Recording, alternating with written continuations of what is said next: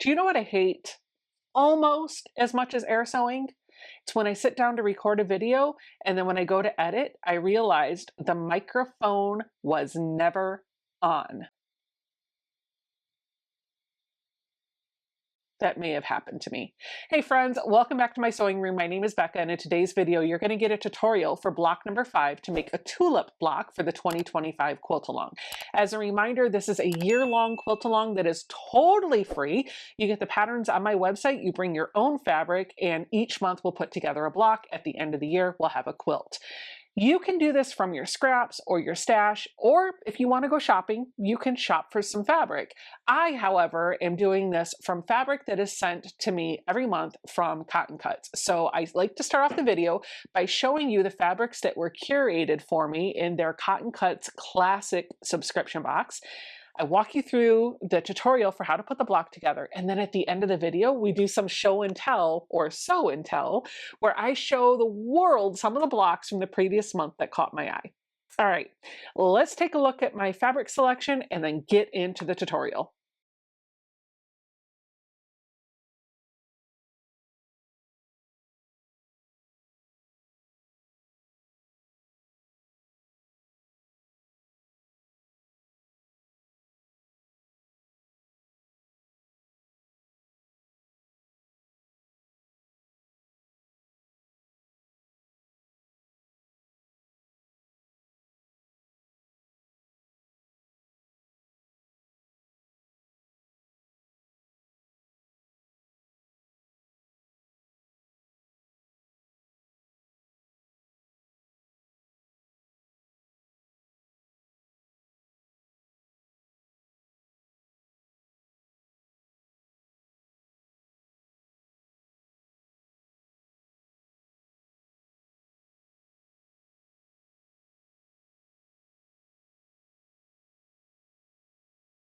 So I already have all of my fabrics picked out and cut out according to the pattern instructions.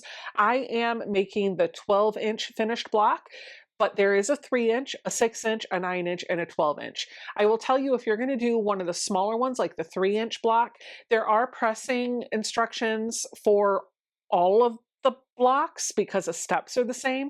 But if you're going to tackle that 3-inch block, my recommendation to you is make sure to press all of your seams open, because there's a lot of little tiny pieces in here, and that's just going to go a long way to manage your bulk. All right, let's get started with step number 1. I had been trying to get my block of the month patterns down to just one page to make them easy to print for you, but this month there was a lot of fabric to cut and it took up half a page on its own. And so I went back to the drawing board and thought a little bit about the format of the PDF and decided that most of you probably don't care if it's multiple pages, as long as they are clear instructions, you can easily read it, and they're accurate. So I gave myself a little bit of freedom, and that means we have about 5 pages for our block pattern this month.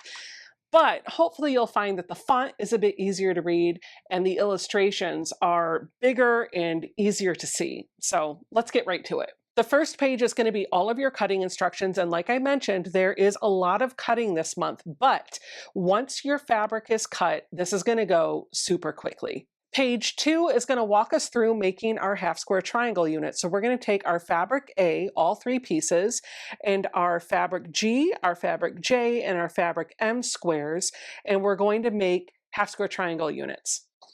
I always make my HSTs a bit bigger than the pattern calls for. And so I do that by adding about a 1/4 inch or so to the squares that I need to cut out to make my HSTs. The reason why I'm telling you that is because if you are newer and your 1/4 inch isn't exactly where it needs to be, you have some margin for error. The pattern does give you a little bit of wiggle room, but you're going to need to trim up your HSTs after this step is done.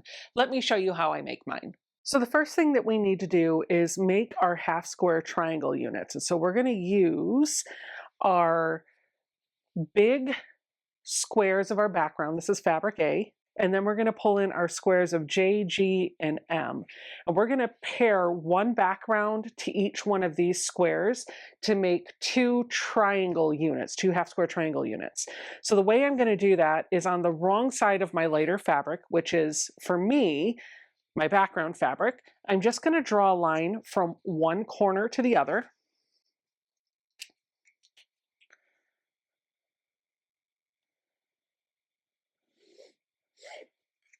And then I'm going to pair up one background with one of the print fabrics. We're going to put them right sides or pretty sides together. Then I'll take this to my sewing machine and I'm going to stitch a 1/4 inch on both sides of this line. So a 1/4 inch to the right and a 1/4 inch to the left.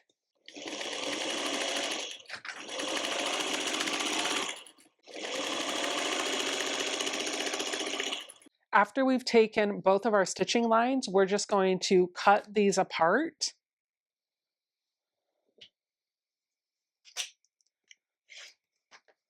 Then we should have 6 pairs of half square triangle units, and we're going to take them over and press the fabric underneath the print.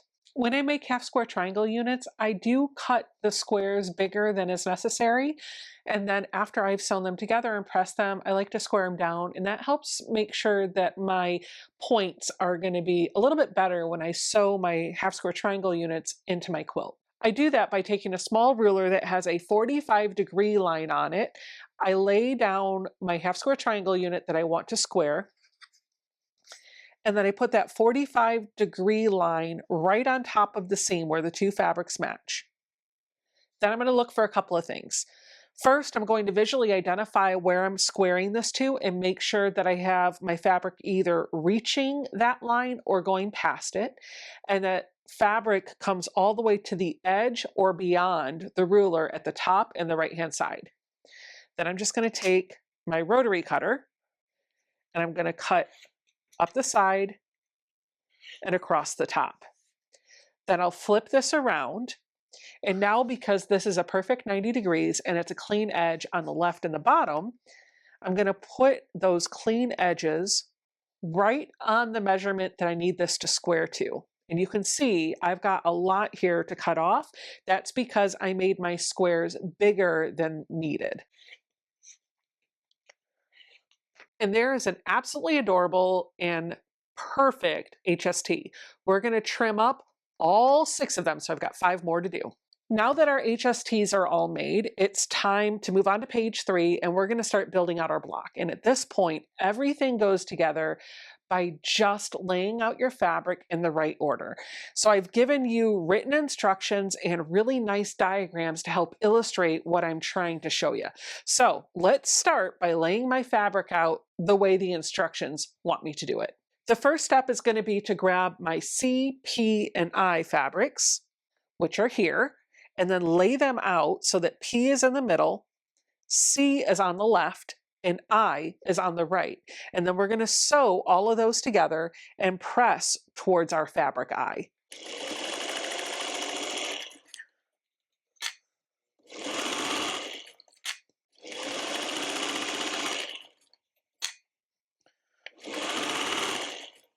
So this is our middle row. Our next step is to build our bottom and top row, and we're going to do that by using our AG half square triangle units, a fabric B, and a fabric H. I'm going to start by placing down my fabric H and then getting a half square triangle unit, and then getting my fabric B and getting my other half square triangle unit, and orienting them so that they look like figures 6 and 7. What you're going to notice is your half square triangle units are going on either sides of your rectangular fabric. So for your fabric H, your HST is on the left and the print is pointing up and to the right. And for the top row, your background is on the left, HST is on the right, and your print is pointing down and to the left. So let's sew those together.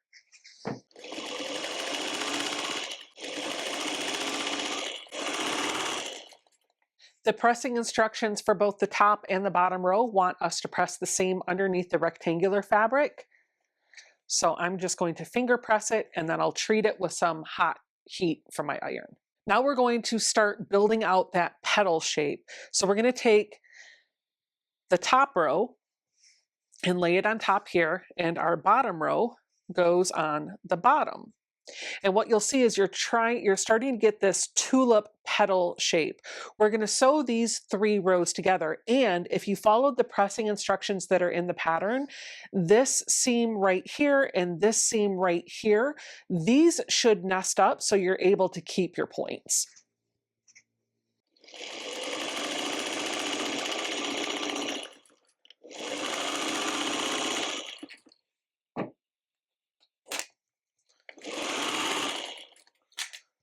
my top row is attached and the instructions want me to press my seam towards the middle row.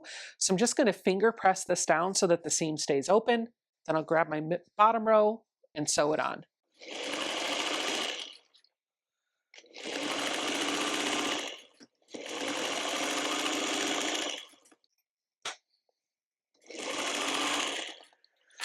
When I went to sew that bottom row on, I realized that my seam didn't nest. So I took a look at the pattern and I realized when I'm making this middle row, the instructions actually have you pressing the seams away from that center square where I told you in the video as I was doing it to press everything over to I. So the pattern is right, but I verbally told you differently. It doesn't matter. You can just twist a seam so that they nest if you need them to. Again, we're going to press all of the seams towards the middle row. So I'm just going to finger press this to get it to lay a little open, and then I'll take it over to my iron and set it with some heat. We have one more step to do on this page, and that's to grab our fabric D and sew it to the left of the tulip center.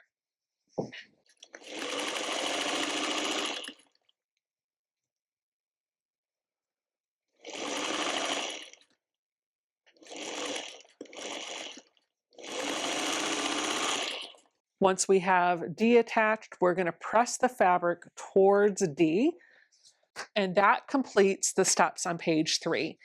Flipping to page 4, we're going to add the dark pink accent.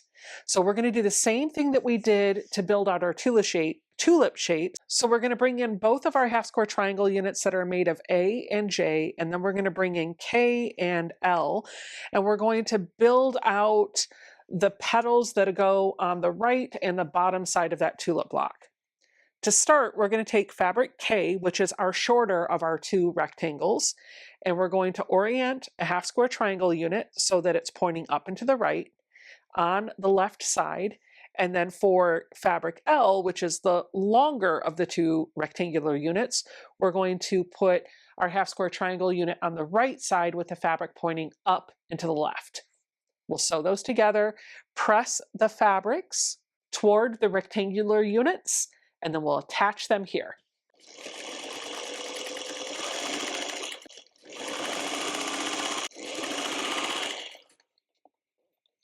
When we attach our units to the flower center, we're going to put the shorter unit on the bottom and then the longer unit will go on the top. But I want to point something out.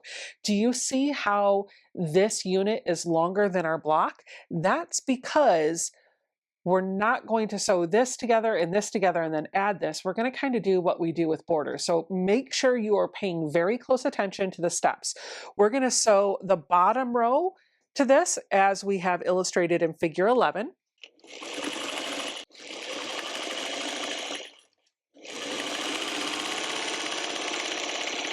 Once we have the bottom row attached, we're going to press it underneath the flower center. And then we're going to grab a fabric F. We're going to attach it to the right, just like that.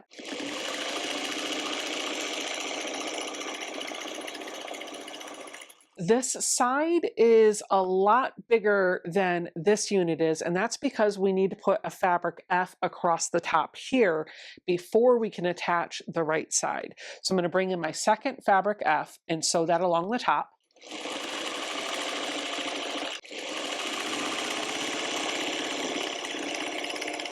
Now that we have our center all sewn together, I can come in with my right side and you can see that the right side unit is as tall as my block. So let's put those together and sew them.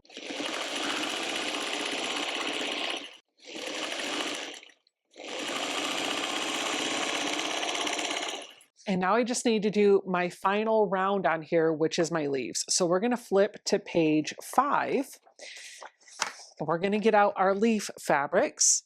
It's our O and N. We're also going to need a fabric E and our 2 AM HSTs. So N is our shorter of our two fabrics. We're going to take our half square triangle unit, just like we've done before, attach it to the left with the color pointing up and to the right. And then for the longer of the two units, we're going to put our HST on the right with our fabric going up and to the left.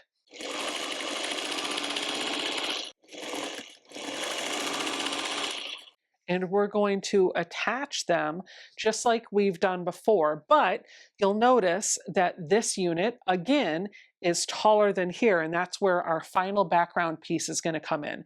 So I'm going to attach the bottom leaf, press it probably up this way, I'm thinking, and then I'm going to attach the top, and then I will put the side on.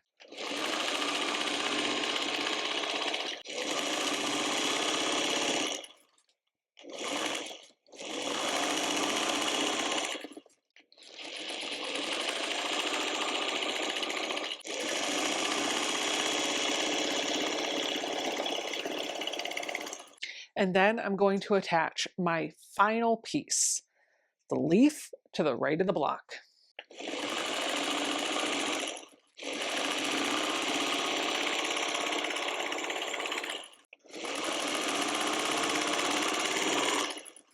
So here is my finished tulip block. I love how this went together. I think the fabric choices were out of this world for this month. I am really pleased with how this block has come together. There was a lot of cutting, but as I mentioned, once you get to the point where you're sewing, this goes together super, super quick. I can't wait to see what your tulip blocks look like next month.